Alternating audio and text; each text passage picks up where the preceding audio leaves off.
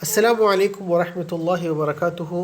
الحمد للہ والصلاة والسلام علی رسول اللہ وعلی آلہ واصحابہ اجمعین ومن تبعهم بإحسان إلی یوم الدین. اما بعد فاعوذ باللہ من الشیطان الرجیم. بسم اللہ الرحمن الرحیم. یا ایہا الذین آمنوا اتقوا اللہ حق تقاتہ ولا تموتن الا وانتم مسلمون.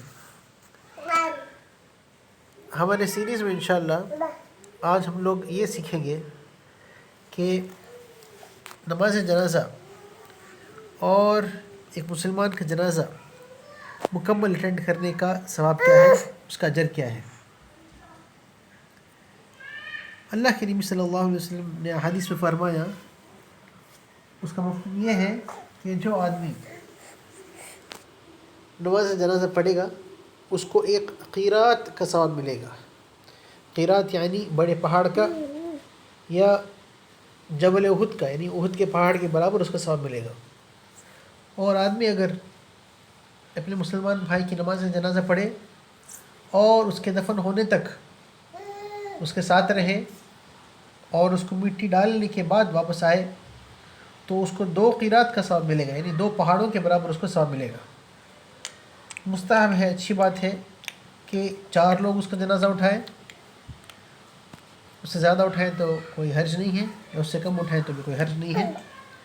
اور بہتر ہے کہ جلد سے جلد اسے قبرستان لے کر جا کر دفنایا جائے.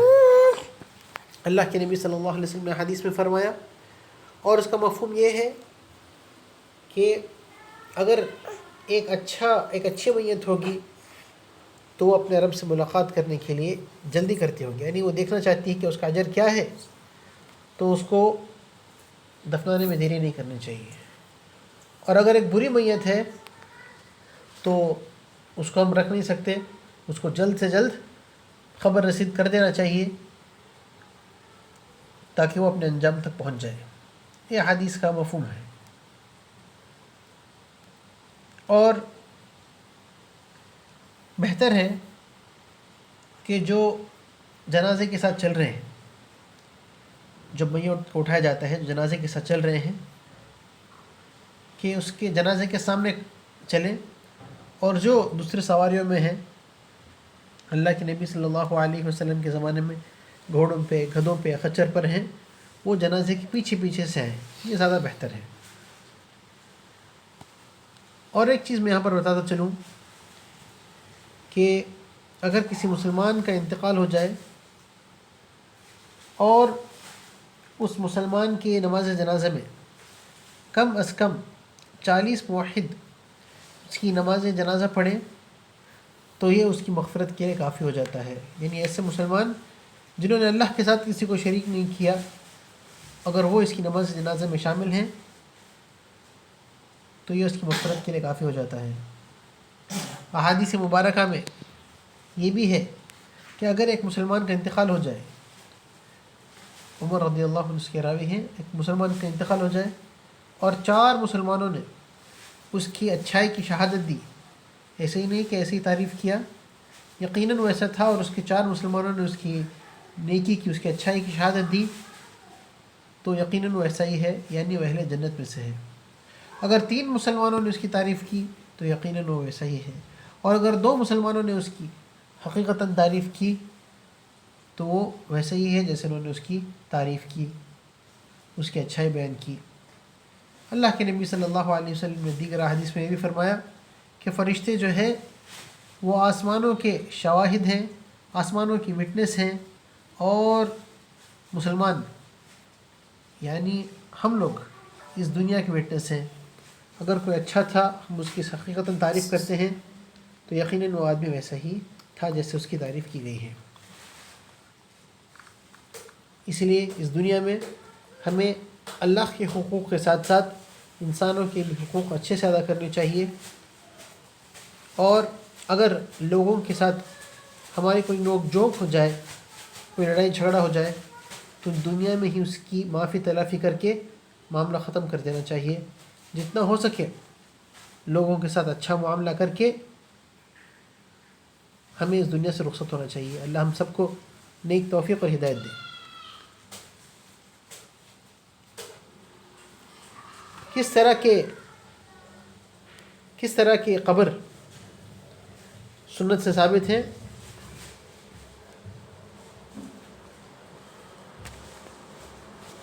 اللہ کے نبی صلی اللہ علیہ وسلم کی سنت سے 2 طریقے کی قبر ثابت ہے، ایک جس کو لحد کہتے ہیں اور ایک جس کو شق کہتے ہیں۔ یاد دہانی کے لیے میں آپ کو ایک شارٹ کٹ دیتا ہوں۔ لحد ایل سے ہے، ایل انگلش میں آپ ایل کا شیپ جانتے ہیں، کیپٹل ایل کا، سیدھا اور پھر سائڈ میں ہے نا ایل، اوپر سے اسٹریٹ لائن، نیچے سے سلیپنگ لائن، جو رائٹ سے لیفٹ کی طرف جاتا ہے، معاف کیجیے، لیفٹ سے رائٹ کی طرف جاتا ہے، تو لحد ایل شیپ کی قبر ہے، اور شق جو ہے وہ بالکل سیدھی قبر ہے، بالکل جیسے سیدھی قبر ہے، آپ جو ہے میت کو اس میں رکھیں گے اور میت اوپر سے دکھے گی، میت کے اوپر آپ جو ہے پلائی ووڈ یا لکڑی یا کوئی پتے یا اگر پتھر ہو سکے تو پتھر ڈال کر کے اس کے اوپر مٹی ڈال دیں گے۔ شق کی جو قبر ہے وہ نارمل قبر ہے جو بالکل سیدھی ہے، یو شیپ میں، اور اسی میں مسلمان کو ڈالا جاتا ہے۔ لحد کی قبر ایسی ہے، لحد والی قبر ایسی ہے جیسے کہ ایک تو لاش کو نیچے رکھنے کے بعد لاش کو تھوڑا سا زمین کے اندر دھکیل دیا جاتا ہے، لاش کو تھوڑا زمین کے اندر دھکیل دیا جاتا ہے، یعنی اوپر سے آپ دیکھیں گے تو آپ کو لاش، آپ کو میت نہیں دکھے گی، میت زمین کے اندر چلی جائے گی، اور پھر وہ سائیڈ سے اس کو لکڑیاں ڈالی جائیں گی، سائیڈ سے لکڑیاں ڈالی جائیں گی اور اس کو دفن کیا جائے گا۔ دونوں چیزیں سنت سے ثابت ہیں۔ آسانی کے لیے میں نے یہاں پر دونوں طرح کی قبروں کا پکچر شیئر کیا ہے، دیکھیے۔ یہ شق والی قبر ہے، یعنی جو بالکل یو شیپ کی ہے، میت کو اس میں سلایا گیا ہے اور قبلہ رخ اس کا چہرہ قبلہ رخ ہوا ہے۔ قبلہ رخ کرنا جو ہے بہتر ہے، اچھا اگر نہ ہو سکے تب بھی کوئی حرج نہیں ہے، کم سے کم تھوڑا اس کا چہرہ قبلہ رخ ہونا چاہیے۔ اس کے اوپر آپ اس طرح سے کراس میں لکڑی رکھ سکتے ہیں، یا آپ سیدھا بھی بالکل اس کے زمین کے پیرلل بھی بالکل زمین کے اوپر بھی لکڑی رکھ سکتے ہیں، بس مقصد یہ ہونا چاہیے کہ مٹی ڈائریکٹ انسان کے جسم سے نہ لگے۔ اور یہ جو میں دکھا رہا ہوں ابھی ایل شیپ کا، اس کو لحد قسم کی قبر کہتے ہیں۔ تو آپ دیکھ سکتے ہیں ایل شیپ میں ہے، اور اندر جانے کے بعد جو ہے میت کا چہرہ قبلہ رخ ہوا ہے، اگر تھوڑا سا ہو جائے تو بھی کافی ہے انشاءاللہ۔ اس کے بعد میں سائیڈ سے لکڑی رکھ کے یا پلائی ووڈ رکھ کے یا جو ہے پتے یا پتھر رکھ کے بند کیا گیا ہے۔ اس کو لحد قبر کہتے ہیں اور اس کو شق والی قبر کہتے ہیں۔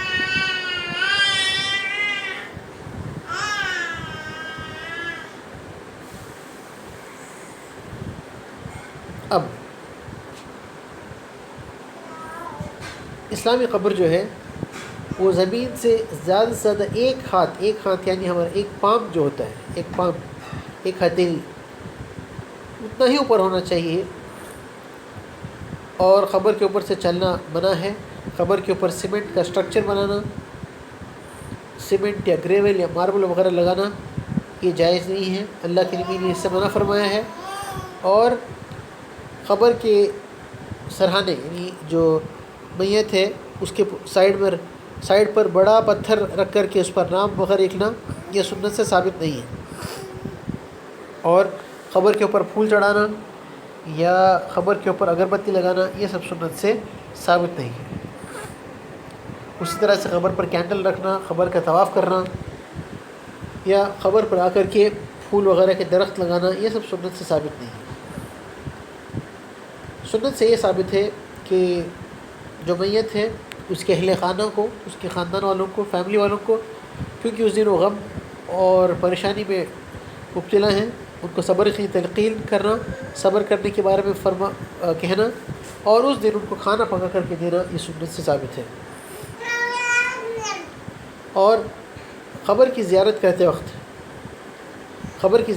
وقت اللہ کے نبی صلی اللہ علیہ وسلم سے قبر کی زیارت کی چند دعائیں ثابت ہیں، ان دعاؤں کو پڑھنا اور وہاں جا کر قبر کی زیارت کرتے وقت وہاں جا کر قبر والے کے لیے دعا کرنا کہ اللہ ان کی مغفرت کر، اللہ ان کو معاف کر، ان کے درجات کو بلند کر، یہ سنت سے ثابت ہے۔ اور جب کسی مسلمان کی انتقال کی خبر آئے تو انا للہ و انا الیہ راجعون پڑھنا چاہیے۔ اگر ایسے کسی شخص کی خبر آئے جو ہمارے لیے بہت فائدہ مند تھا، اور مثال کے طور پر کوئی مسلمان بھائی ہے، مسلمانوں کے لیے ہمارے لیے بہت فائدہ مند تھا، اور اس کی جانے سے ہم کو نقصان ہوتا ہے، تو ہم اس طرح سے دعا کریں، اللہم اجرنی فی مصیبتی واخلف لی خیرا منہا، یعنی اے اللہ ہماری اس مصیبت کو دور کر اور اس کا بہتر بدل عطا فرما، اس کا بہتر اجر عطا فرما۔ اور کسی کی میت پر، کسی کے مرنے پر رونا جو ہے جائز ہے، لیکن رونے کے کچھ آداب ہیں۔ ہلکا رونا چاہیے، زور زور سے چیخ کر رونا، سینوں پر ہاتھ مارنا، چہروں پر ہاتھ مارنا، بال پھاڑنا، چلانا، یہ سب جاہلیت کے اعمال میں سے ہے، جاہلیت کی رسومات میں سے ہے۔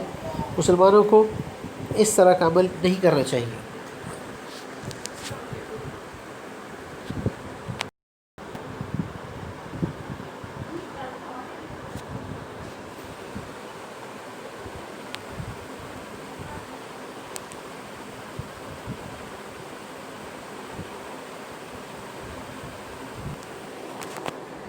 قبر کی زیارت کرتے وقت ہم لوگ اپنی زبان میں ان کو دعا کر سکتے ہیں۔